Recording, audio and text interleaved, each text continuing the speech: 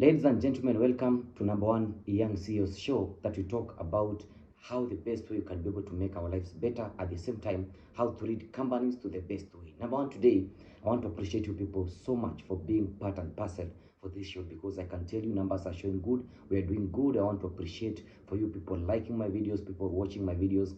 And this is a way to show me that I'm doing a good work. At the same way, it is showing me that you people want to read and be able to understand more. And today's episode, I'm talking about sources of power.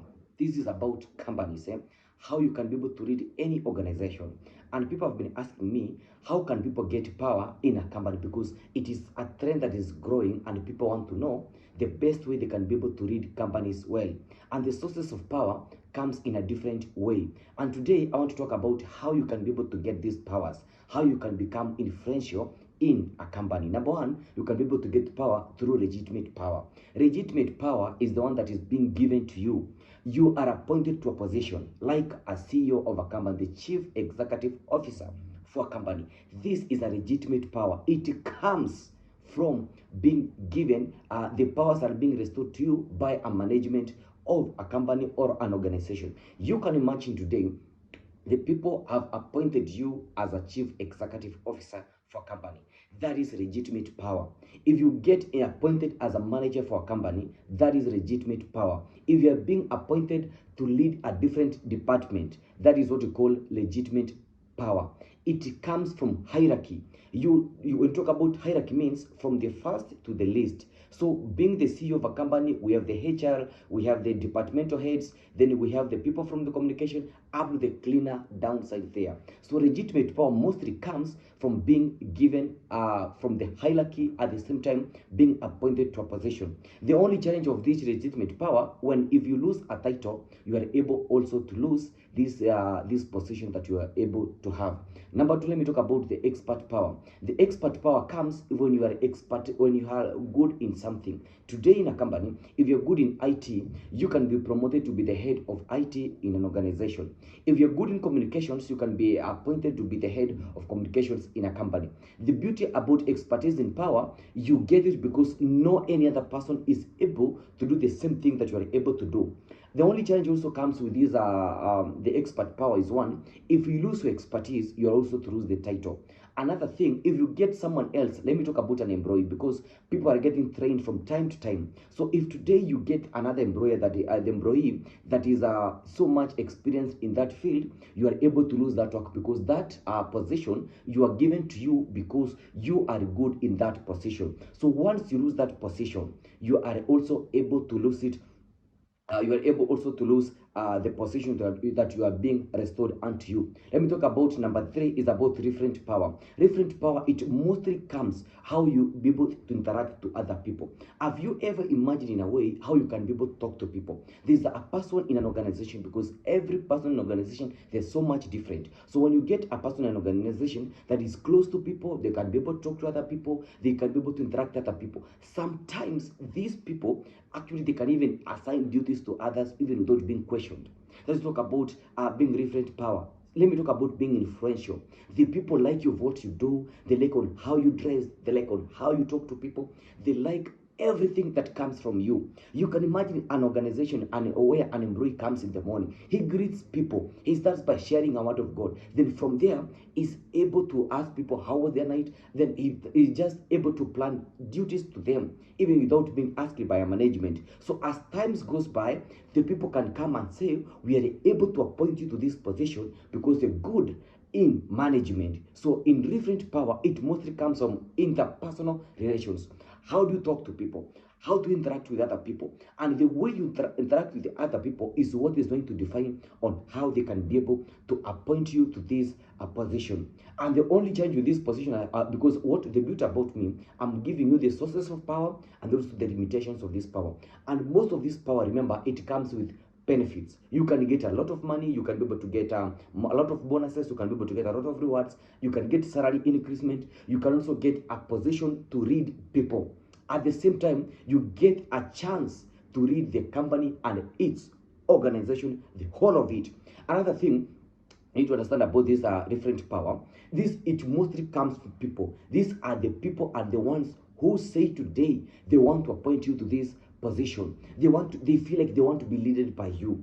So if you're good outside there on something and the company has not restored it to you, you are able to take that position and you can be able to lead others in the same way. What am I trying to talk about? So if if you're good in leading something, you can be able to show that case to people. Let people know what you are able to do. And once people know what you are able to do, they can be able to appoint you to this position. Let me talk about number 4 is about cohesive power. Oh my goodness. The cohesive power, it comes when people fear you.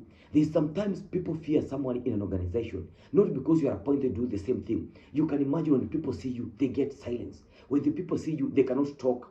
I don't know how these companies can be able to learn. We use cohesive power, but I know some people use this cohesive power. There's a time I was in another company, let me say about 6 years ago. And then we used to see one of our colleagues that was appointed to this managerial position. So when everybody could be able to see him, oh my goodness, people were able to fear this kind of a person because he was influencing others through threats. So you knew if you can be able to question about how he dresses, you go home. If you are able to question how he leads people, he can be able to fire you. So in most cases, the cohesive power, it comes from through the ability to threat people. You are just a threat to others. So people fear you on how you talk. People fear you if like you can be able to demonetize these people. Like you can be able to reduce their salary. You can be able to do things through threat. The only challenge with this position is because you are able to lose employees from time to time. No employee is willing to stay in a place where they feel they're not appreciated. No employee is willing to stay in a place where they feel that their energy is not utilized. So as time goes by, you can be able to lose good employees, the employee even himself, and then even at some point, this work becomes so much challenging for you to be able to do it. Let me talk about number 5 is about reward power. This is the best power that comes in a management. I talked about legitimate power that is so much good that comes with it. I'll be able to talk about it once I'll be able to finish. The reward power, it comes from the ability to over and influence initiatives.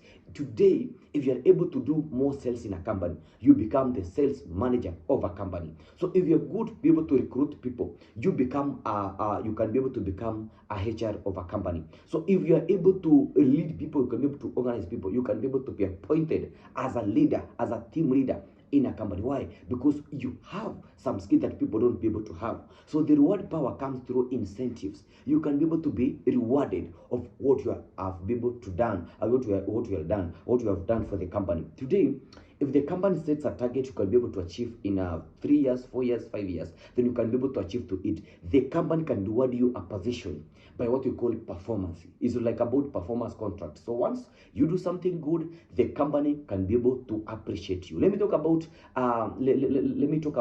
some litigations about this reward power.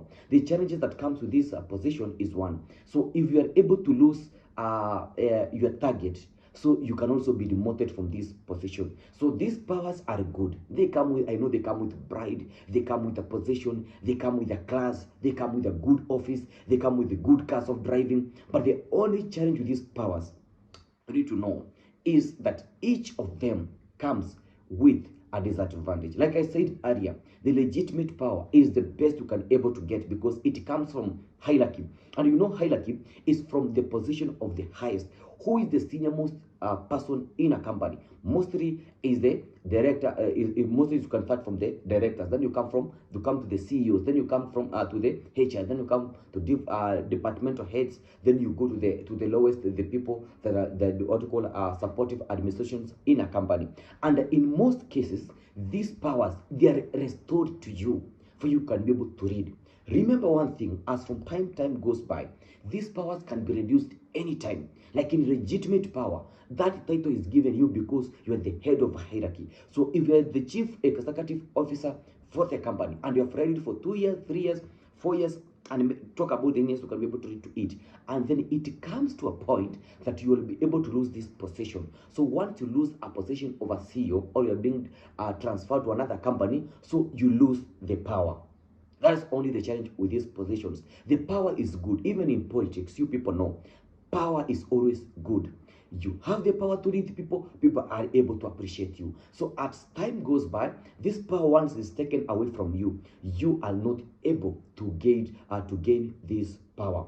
The expert power, as I talk about the expert power comes in a place of a point when you are good on something, and that's why I insist to people: if you're good in a skill, show it to people. At some point, the company can employ other people and also get the other powers in a company.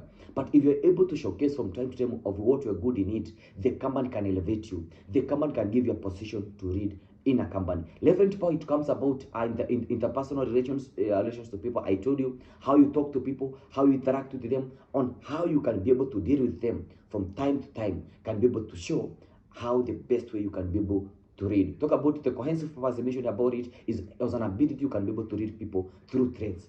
People fear you of what you are able to do for the company and so on. So doing this thing from time to time can be able to elevate you and have the best powers for this organization and how you can be able to read them. So I want to appreciate you people so much. Thank you very much for watching this video, and know it's going to help you, especially on how you can be able to read others. Remember, power is always good. People need power. They want to be ahead of other people. But on how you use your power is going to determine the best you can be able to use and have the best on yourself. So thank you very much for watching this episode. Let's meet in on the next episode. And if you've not subscribed to this video, remember to subscribe, remember to comment, remember to like, remember to follow these ones for more updates. Let's meet in our next episode.